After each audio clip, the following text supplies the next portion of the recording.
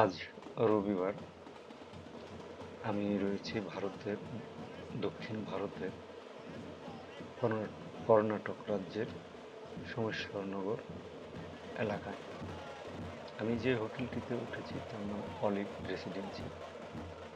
হোটেলের মালিকের সঙ্গে কথা বলে জেনেছি এই সোমেশ্বরনগর এলাকাতে যে জনগণ রয়েছে তার মধ্যে ওনার ভাষ্য মতে উনি বলেছেন যে এখানে 2% সনাতন ধর্মাবলম্বী রয়েছে, খ্রিস্টান রয়েছে কিছু, বাদ বাকি সব মুসলিম, অর্থাৎ ইসলাম ধর্মাবলম্বী এলাকার অধ্যুষিত একটা এলাকা। তো এখানে আজকে সন্ধ্যার পরে আমার হোটেলের নিচে যে রাস্তা রয়েছে সেখানে দেখলাম প্রচুর গণেশের প্রতিমা রয়েছে। তারা সেগুলো গাড়িতে সুন্দর করে সাজিয়ে নগর পরিভ্রমণে বের হয়েছে। কর্ণাটক এই রাজ্যের দুর্গাপূজা হয় না, এখানকার মানুষ গণেশ পূজা করে থাকেন এই সময়।